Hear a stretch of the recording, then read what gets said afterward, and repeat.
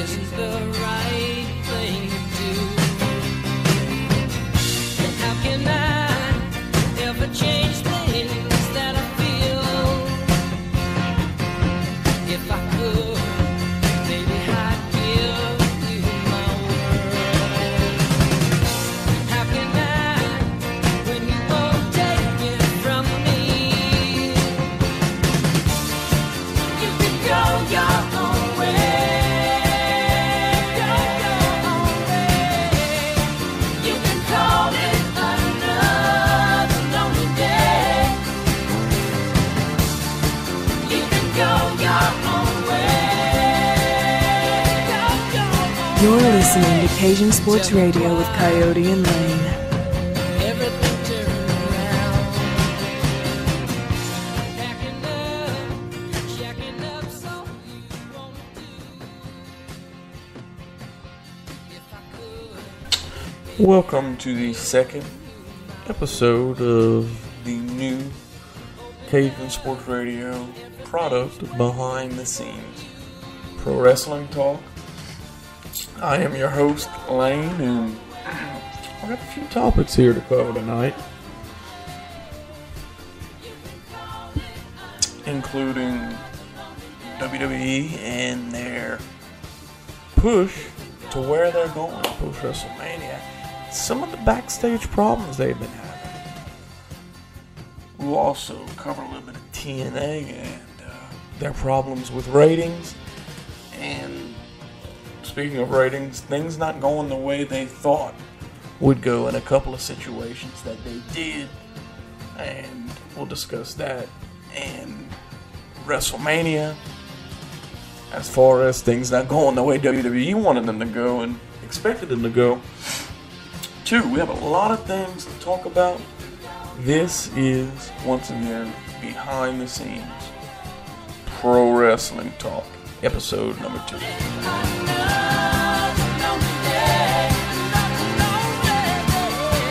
You're listening to Cajun Sports Radio with Coyote and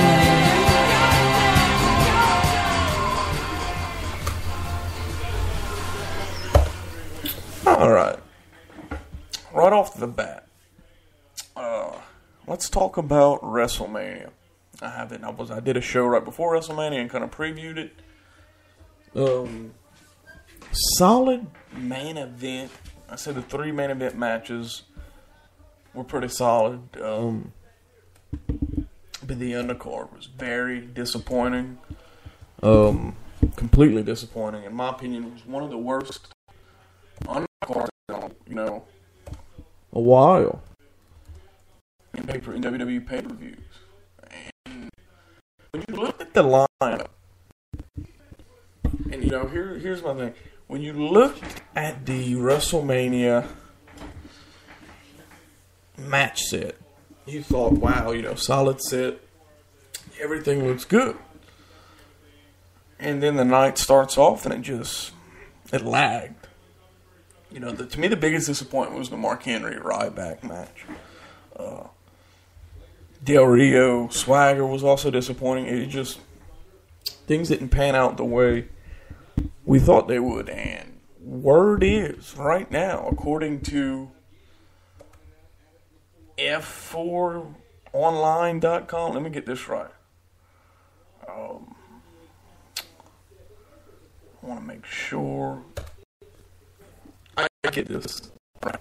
According to F4W Online, and this source is very, very good.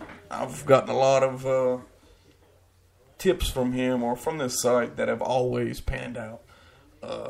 He reports that Thor, whoever it is, in 3 different sources over the past week stated that the very early estimates, pay-per-view buy rate estimates, to WrestleMania 29 do not look good. Quote, downright shocking. Which right off the bat tells me and tells everybody else that there's not only, WWE was going for better buy rates than last year, but they're a lot lower than last year. Last year they went over 1 million. It was the most buys they've ever had in any pay-per-view. But you gotta say The Rock had a lot to do with that. And I know what you're saying. Yeah, The Rock was in this one too. But The Rock was viewed, in my opinion, as not so exciting in this one because he had already wrestled in 2 other pay-per-views. And things going on with him and wrestling right now aren't good, you know, speaking of The Rock. We'll get into that in a little while, but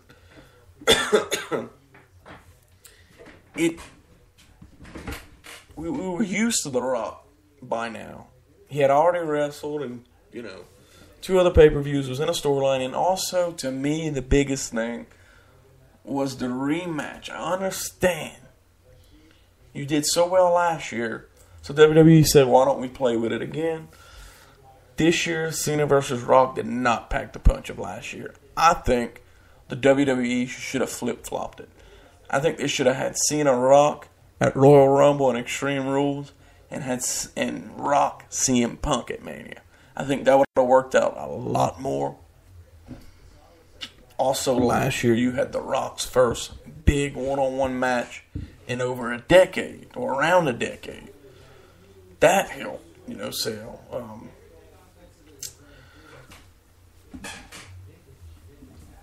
The thing here is,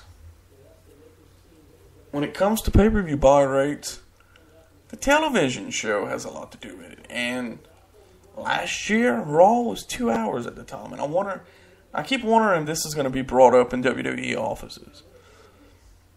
The go-home show for WrestleMania, which is the last Raw that the WWE does before their pay-per-view, last year was good.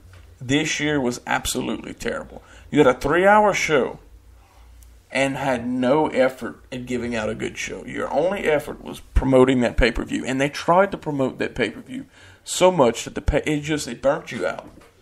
That by the time of the episode, it made you not even look forward to WrestleMania. It was one of the worst Raws of the year. And I'm not talking about 2012. I'm talking about over the last 352 days, or how many days we have in a year. It was terrible. It was just a bad Raw, and I really think that affected the buy rates.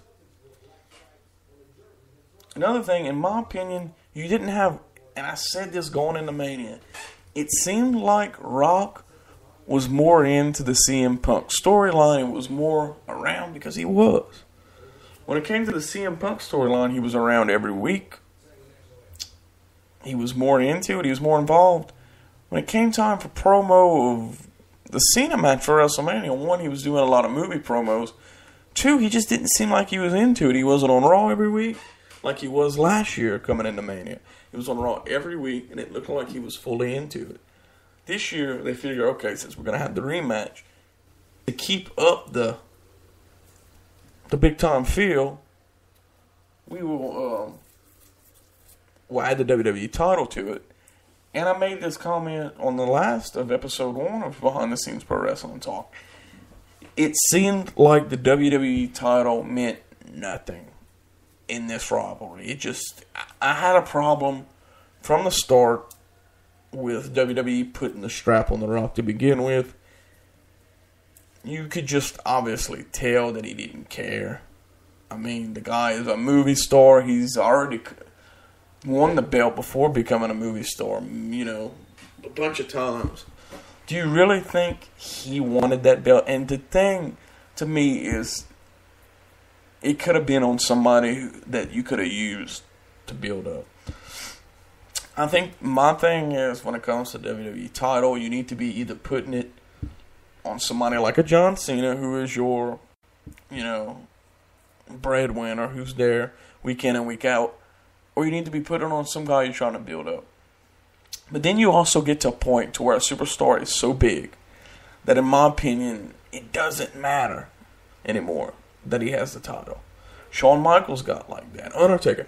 A lot of wrestlers have got to the point to where it really doesn't matter if you put the strap on them. Stone Cold, Rock. Because they've got to a point to where their status is so big that the title doesn't affect them. It really doesn't. And I think Cena needed it.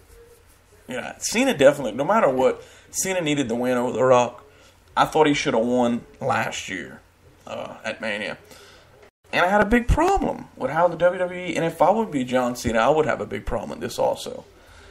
They never let, when it came down to the promos between The Rock and Cena this year, every head-to-head battle they had, they never let Cena one-up Rock. They always left it with The Rock one-upping Cena. And last year was the exact opposite. Well, not the exact opposite. Last year was more of an even playing field.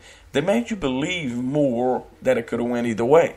This year they were trying to make you push that the Cena couldn't win, which obviously anybody who has half a brain admit that obviously Cena was going to win. So they were trying to make you think the opposite, something the WWE always does. But it doesn't work like that, especially with today's wrestling fan.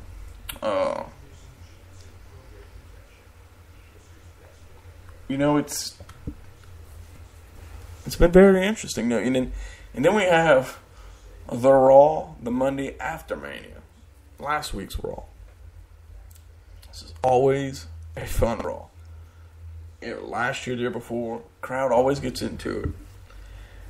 Reportedly, Rock was supposed to be in this match. I'm in this match. He was supposed to be at Raw. He was advertised, everything, the night after Mania. Well, the night of WrestleMania, supposedly Rock had an injury. I always forget exactly what the injury was. Torn. I think he had a sports hernia, a pelvis injury. It happened during the Cena match. It happened, I think, one of the attitude adjustments he received from Cena, and he kept going. Well, there were reports all over the internet Monday afternoon that WWE was going crazy, that The Rock just left, didn't contact anybody, and Vince and WWE didn't know where he was. He just doesn't show up. Leaves the night of Mania and goes home. That's it. He was going to be at Extreme Rules. He was going to fight Lesnar. I'm so Lesnar. The night after Mania, he was supposed to be in a battle with Brock Lesnar. And it was going to promote a SummerSlam match. That's what it was going to do. And then supposedly him and Cena were going to finish their rivalry out. Cena was going to beat him at Extreme Rules. Bam. Ended. But they had a whole bit planned to where Brock and Rock basically have a rivalry that promotes them two fighting at SummerSlam. Which WWE was going to go after big time buys at SummerSlam and then possibly have a rematch at WrestleMania. Didn't happen that way because The Rock didn't show up. So then, Vince rewrites everything, takes Brock off the show because he doesn't want to waste a TV appearance on him because Brock has very limited TV appearances in his contract. And they already have a lot of TV appearances planned for him over time, which we seen last Monday. So no Rock. Your whole show is basically your whole future for maybe the next year, is on the rocks kind of, and they rewrite basically almost most of the main storyline of Raw that night, and it turned out to be unbelievable. No CM Punk, no Lesnar, no Rock, and the show was really good. The crowd was awesome. It was possibly the best crowd that I've seen on Raw. And it turned out to be a good night. We had a Ryback heel turn, which I'm really enjoying. And it turned out to be a great show. Now, the story on The Rock. He starts in a month to film Hercules. Rumor is that directors and big money guys behind his movies, including Hercules and Fast and the Furious, are not wanting him to be back in wrestling or begging him. And this started supposedly in the beginning of this year. are begging him, okay, good, Rock, you got to get some exposure, you got to have your fun in wrestling, it's enough. Because you're risking way too much money. And because you're highlighting Hercules, you're going to be a big part of Fast and the Furious. With you not there, it delays filming and it costs us money, and it could really hurt your acting career. So WWE right now gets the feeling that they will not see The Rock again in the ring. And it's very, very disheartening. He sent out tweets and things like that, and it just seems like he's done with wrestling. Before, he was on Twitter putting over, the WWE, talking as a wrestler. And he was starting to act like a wrestler again. It's now like you kind of get the feel that he doesn't want anything to do with wrestling. Problem is, WWE had him penciled in to a lot of dates that he's probably not going to be a part of now. I mean, he was at the WrestleMania press conference, of next year in New Orleans. Basically, represent the WWE. And the odds are he's only going to be, if he's there at all, maybe a special guest referee? Maybe a host like he was 3 years ago. It's just, The Rock's wrestling career is now, in jeopardy. And in my opinion, why would he wrestle? The guy is one of the top movie stars in the business. He sells. He's an unbelievable actor. His acting skills just don't work out in today's WWE. In today's WWE PG. And you can tell that WWE toned him down more this year. Last year, going into the promo at WrestleMania, he was being dirty. He was saying dirty things, stuff like that. And this year, he didn't say those. And it's very obvious that WWE told him to tone it down. The Rock does not fit in the PG era. I'm not dogging on the PG era. Because some spots, I like it. But he just doesn't fit in this era of WWE. It's not his style, His whole style, his whole build back in the day in the Attitude Era was based on nasty things, Putang pie and things like that. You can't say stuff like that in the PG era. He risked injury, things like that. And it's taken away, in my opinion, it's hurting the future of the WWE when you highlight him in matches. Because to me, it's WCW-like. It is WCW-like. WCW used to do the same thing. They would, Ted would pay big money and do this and get big stars in for now. Even if they were older, even if they had no future with the company, let's use them now. Let's not worry about building the future. Let's just get the quick now. And it hurts the future. It really does. In my opinion, I'm at the point now, I'm going to burn out with these part-time guys. I'm done. I understand Vince is going after quick. It's pay-per-view buys, is what it is.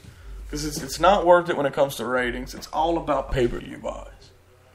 When it comes into bringing these part-time guys in. He brought Brock in for pay-per-views, and he definitely brought in The Rock for pay-per-views. But what you're doing is you're hurting the damn product with that. You're hurting the future of the product. At one point, and here's my thing. You look at Brock Lesnar at the age that he's at. If he plans on being a wrestler for the next 5 years of his life, if he plans on being a part-time wrestler for the next 5 years, how does that work? I mean, how does he ever get any build? Wrestles in a match is off 3 months. Wrestles in a match is off 6 months. Wrestles in a match is off 4 or 5 months. It doesn't work. It's like if he loses, you look down on him. If he wins, by the time he wrestles again, you done forgot about the win, and his bill's already down. After a while, it's not going to work. It's not going to work after a while, because this is the first. You know, you're paying this guy a lot of money and you're sacrificing the locker room for the most part. And it just, in my opinion, it's killing the future of wrestling. It is killing it because I love Brock Lesnar. But I really think that at one point Vince needs to say, look, it's full time or we got to end it. It's that simple. I know he won't, or I know, you know, it's all about money here, but I'm just more interested, and I think as a fan, if you really think about it,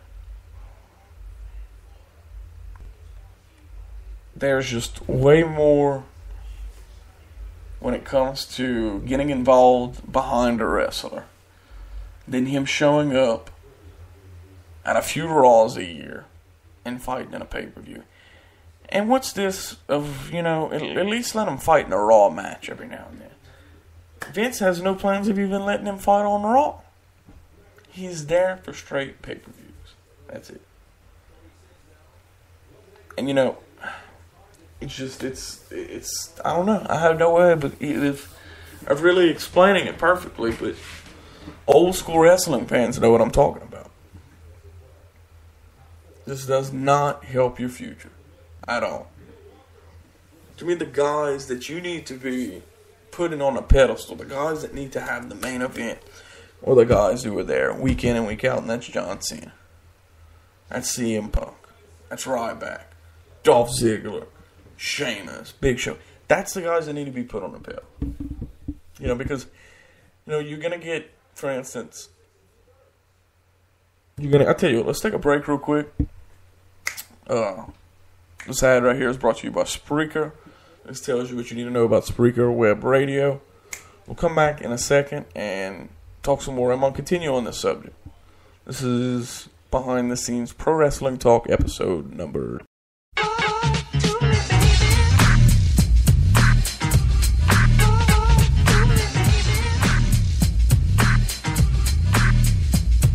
Stop what you're doing, because I'm about to ruin the image and the style that you're used to. I look funny. Alright, we're back here at Behind the Scenes Pro Wrestling Talk episode number 2. We are a product of Cajun Sports Radio, which you can listen to every Monday night at 7 o'clock Central Time. We talk sports from around the globe.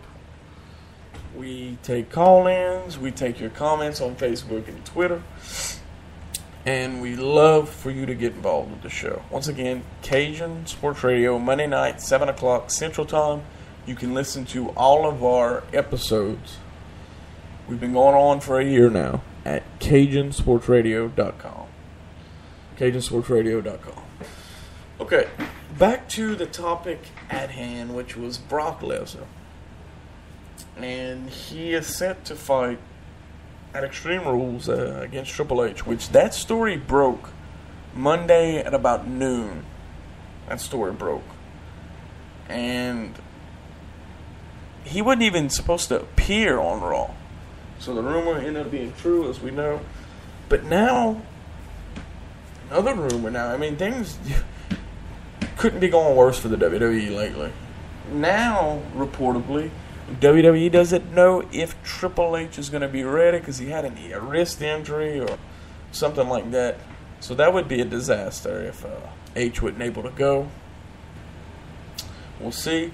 This will highlight Extreme Rules if it does take place in a steel cage. This will be your main event. Here's my beef. I just think it's crazy to let this be the main event. I understand it might have more of a build than Cena Ryback, which is definitely going to happen at Extreme Rules.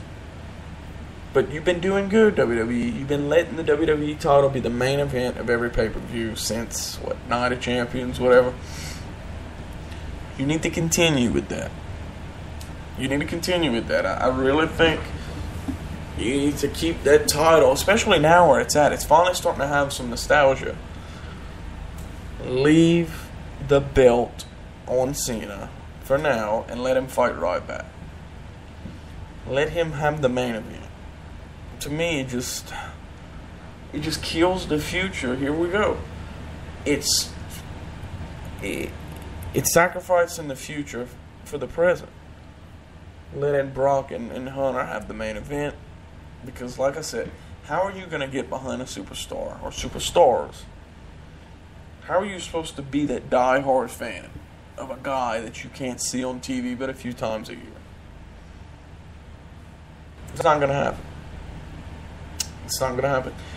Now, the reason why we've been getting Undertaker on TV, and the reason why Brock is pushed for Extreme Rules, is there's been some more backstage stuff going on, and it's between CM Punk and the WWE. Reportedly, he has not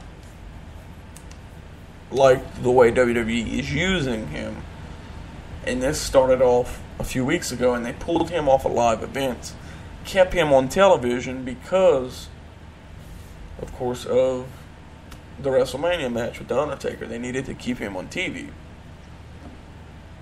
Now, he disappears. That's why you've seen what you did on Raw, and he did what he wanted to do on Raw. They wanted him to come out and whine about the loss to Taker, but he did not want to do it. He did not want to come off as a whiner. He leaves, and he leaves on a good note, and reportedly, he will not return till SummerSlam. That's when we get him back. So, 3 to 4 month hiatus for CM Punk. What's that? It's 3 pay-per-views that you will not get. The Second City Saint, the Chicago-made Punk, CM Punk. And I think I'm a huge CM Punk fan. He's my favorite wrestler right now. But I think this is the best thing for him. He's had some big losses over the last few months. And what can you do with him right now? Really, I mean, you could put him in another odds. Okay, say you put him with John Cena, he would have to lose. You can't put him in another predicament right now where he can lose. And I don't see another wrestler that you could put him against that would help his build. Let him go away for a while and then bring him back. People will be excited to see him. Any format to me is good here. I think he can come back as a babyface, heel with him. I would like to see him come back and do something similar to what he did at Money in the Bank in 2011, around that time when he had that shoot promo. Kind of be a tweener. Not be a heel, not be a babyface. Or, come off kind of heelish, but not go after the crowd and go ahead and go against babyfaces. That storyline, in my opinion, works great for his character. Will we get it? That's another story. But that ought to be interesting. Brock, there's another pay-per-view coming up next month called Payback, which it's the pay-per-view after Extreme Rules, which Brock Lesnar is on the poster, which means he will be there unless a crazy injury happens to him too. Which that's another thing with CM Punk. He did have some rib injuries. If you did watch the match against The Undertaker when he did that elbow off the top turnbuckle onto the table, he hurt himself because the table did not give out. But reportedly, The Undertaker was very, very satisfied and impressed on how CM Punk wrestled. I mean, he was very gentle, and he took most of the load, and that's what he'll do. Undertaker the last 2 years had to be carried out of the arenas, carried out of the stadiums against Triple H. Triple H is a rough fighter. That's why him and Brock match up well together. You wrestle CM Punk, he's going to make a match look good, and he's going to take most of the blows. That's the type of guy Punk is. He can carry any wrestler. I thought he brought the most out of The Rock at Royal Rumble and Extreme Rules. And he definitely did that with Undertaker. I'm going to go ahead and still say possibly still the match of the year was him and John Cena on Raw 2 weeks after Extreme Rules. That was a great match. That should have been the main event of WrestleMania. No doubt about it. But, the future of the WWE right now, is up for grabs, Everybody is Fandango crazy. That's another thing. Last year after WrestleMania, the Yes chant was all over the place. That blew up all over. Everybody was doing the Yes chant. This year, it's Fandango. Everybody did his chant the night after WrestleMania on Raw, and it blew up. It is now reported that WWE has acknowledged how big the Raw after WrestleMania is. And is now, possibly next year, going to have it in the same location as WrestleMania. In other words, Raw the night after will be in the Superdome also. And I think that's great, because I think why it's so big is because it's the first day of the season for WWE, basically. WrestleMania is your Super Bowl, which means it's the last day of the season for you. So you start the night after, and it's the first day of the season, which we all know in a lot of leagues, the first day of the season could be the funnest time of the year a lot of times in all of sports. And it's also the WrestleMania for television, for Raw. A lot of guys get put over in that episode, and it's basically the WrestleMania for the people who didn't buy WrestleMania. And in my opinion, it was more entertaining than WrestleMania was. It packed a big punch, and to me the storyline was great. It was a really good Raw, and the crowd was excellent. If you're listening and was part of that crowd at the Izod Center in New Jersey, you really made the show excellent. Once again, get involved with the show by texting 318-613-0182, giving us your number on the chat box at the bottom right-hand corner of the screen, or putting some comments here on the chat box. We are presented by CajunSportsRadio.com tonight. BestBikeATV.com is also one of our sponsors as well. Now,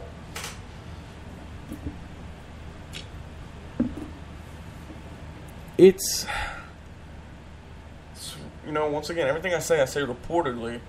Most of these reports all end up true. I had got info months before CM Punk went heel. It happened. Got info on Brock Lesnar coming back to the WWE. It happened. So these reports, 9 out of 10 are true. Reportedly, Vince McMahon is a Fandango guy, and he was from the beginning. Fandango has been a pet project for Vince, and is extremely, extremely happy and not at all surprised on the way his character has blown up. Now, the problem to me comes when a guy blows up this quick. How do you use him? That's the main thing, man, because you don't want to be a Miz. Let's look at the Miz. He had a lot of popularity. He blew up quick. Won the strap quick. Won the WWE title quick. And now look what he is. I mean, he's a forgotten. I mean, to me, he's been an embarrassment. As far as, I'm sorry, I don't mean to say it like that. Not as much as an embarrassment, but his character has just been boring. He is not a babyface. It just doesn't work. It just hasn't worked, and they've been trying to use him as a babyface because of this movie and promoting the movie. And I just don't think he's a good commentator either. I just think you need to either, if you got another project for him, let him go away, film the project, bring him back as a heel. He was very, in my opinion, I loved The Miz when he was a heel. He had the face forward. He could work the crowd in a heel way. It just doesn't work as a babyface, though. Does not work. We'll see, but now let's move on to the World Heavyweight title. Night after Mania, Del Rio, Swagger, they have a match. Del Rio beat Swagger, but Del Rio's ankle was hurt. Dolph comes in, finally cashes his money in the bank contract, and it was great. The crowd was behind him when he won, and he finally got the push that he deserves. He's been on a huge losing streak, guys. He's been losing and losing and losing and losing. And he's such a good competitor that even with all of his losses, he has managed to keep his build up. But he has a match on Raw the week after he wins the title, which was this past Monday, and he loses. I just don't get it. I don't get how Is WWE ever? Is WWE ever gonna let this guy win?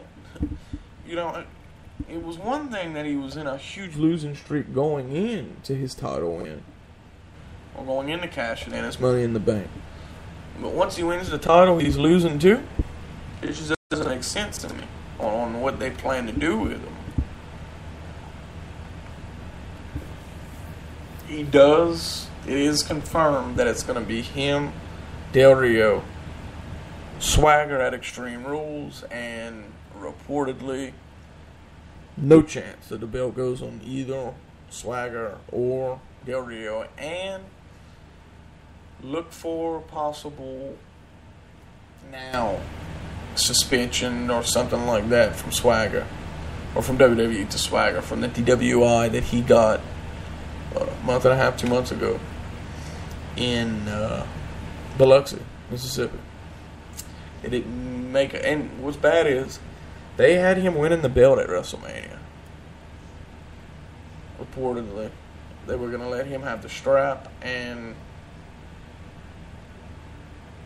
didn't make Dolph cash in, like hold off on Dolph cashing in the bank, Money in the Bank contract.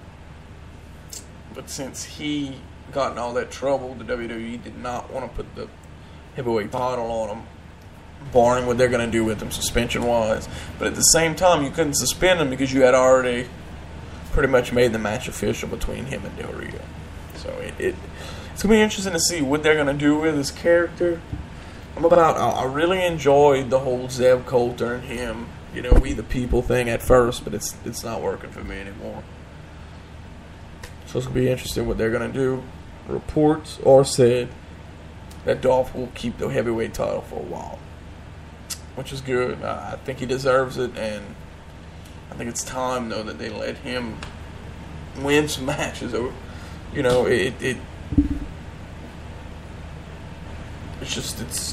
He's a really good wrestler. He really is, and he's good on the mic. He's one of those popular heels. You look in the crowd, there's a lot of people with his shirt on. And I think him and CM Punk have been extremely popular heels. You look, CM Punk still gets, I think CM Punk gets more of a pop from the fans than John Cena does. It seems like I hear more people screaming CM Punk's name than John Cena. John Cena's a babyface. And those are the guys carrying your company. For every good babyface, there's one or two good heels.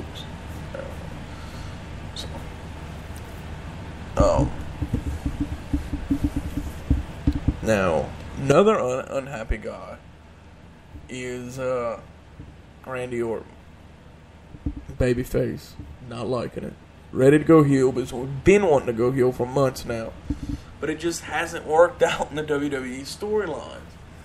And I was hoping there was a rumor of a big heel turn at WrestleMania.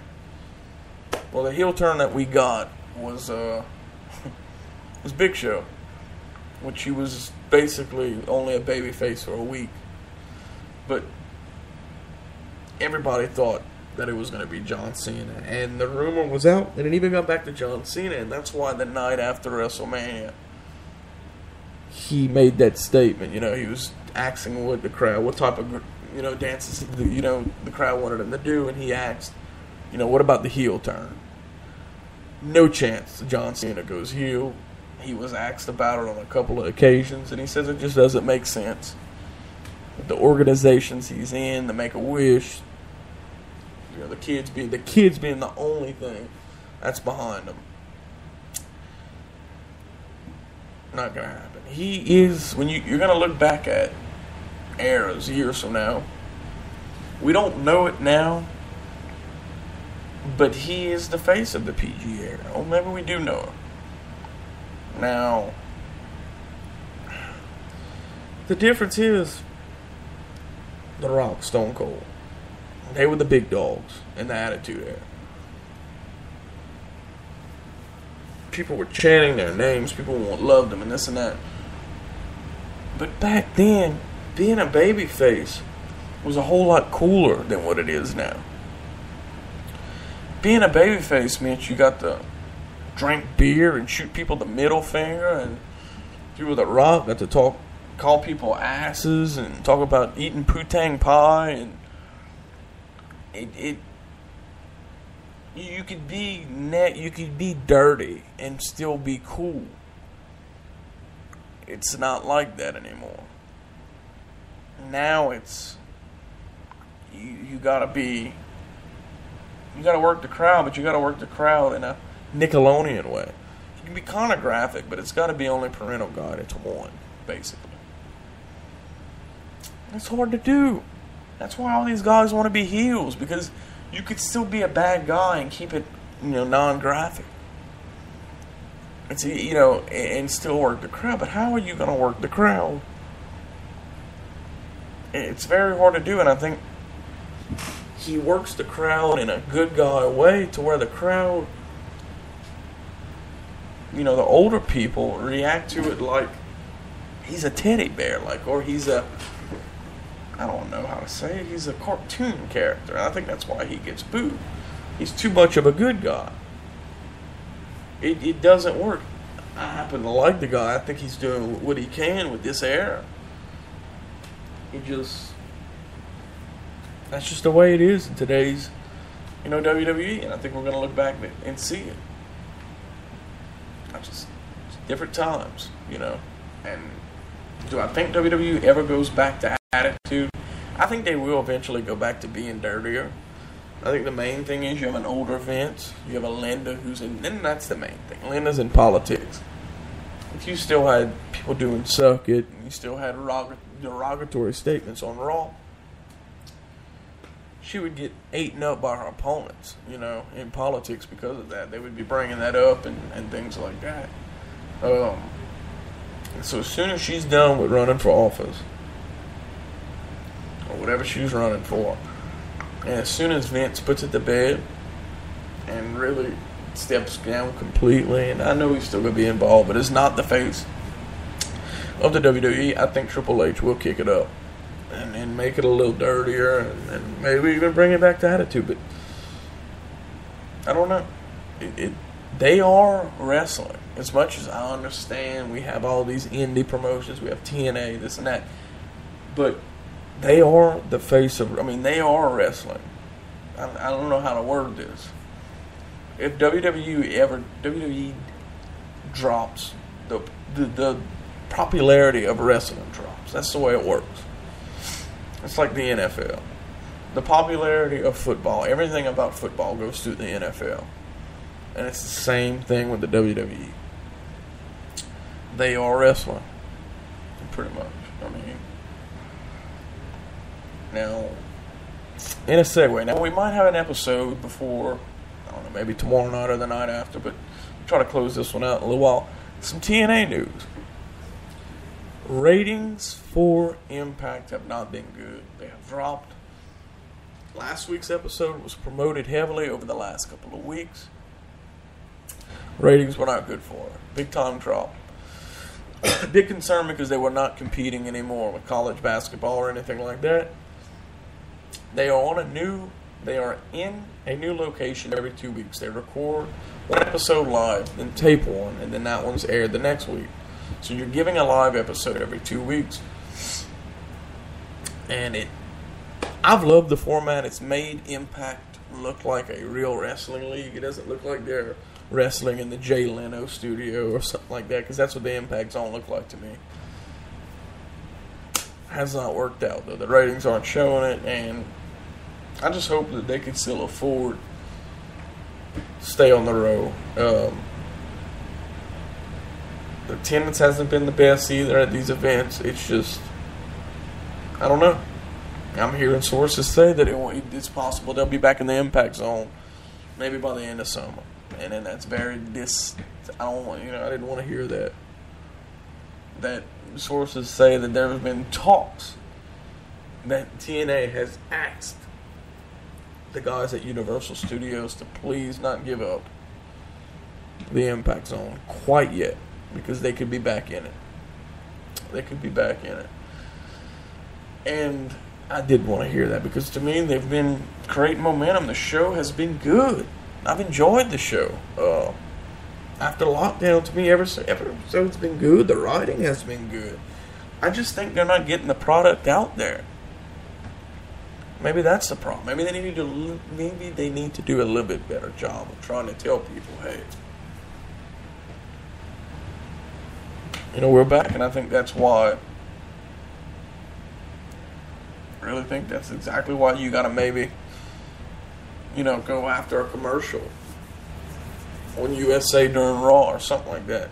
Talk to WWE, beg them to let you have a commercial. I know they probably won't, but maybe do some internet advertising on something. Maybe they just need to get their product out there more. Because the product has completely turned around over the last few months. It's been really good. I've loved the writing. I've loved the direction that they're going. They look like a real wrestling company now. The first thing I thought when they were going live, I thought the lighting was going to be terrible.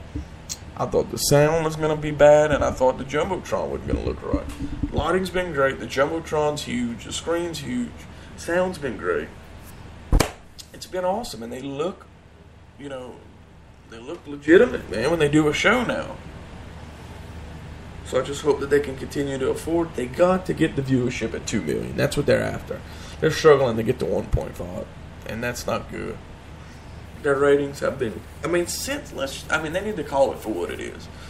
When they changed to 7 to 9, it's been a complete disaster. Their ratings have suffered since they went to 7 to 9. They have to go back to 8 to 10, in my opinion. That might be the problem. Ever since they went to that time slot, it's been terrible. Their ratings have been bad. You look at their ratings, man, they've just plummeted since they've been at 8 to 10. And by the way, the times I'm talking is Central.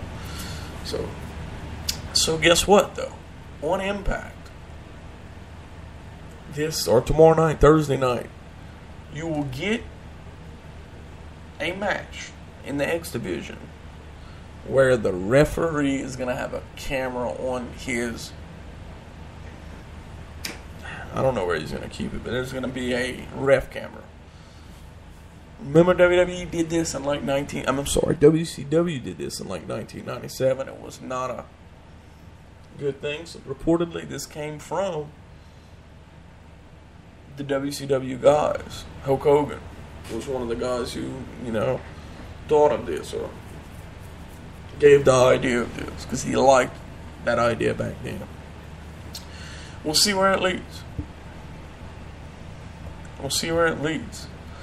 Okay, we have reached the end of the show. Any comments, leave them on Facebook or Twitter at Cajun Sports Radio. We do appreciate everybody listening, and we hope to come back with another episode before the end of this week. This has been Behind the Scenes Pro Wrestling Talk, episode number 2. Thanks for listening.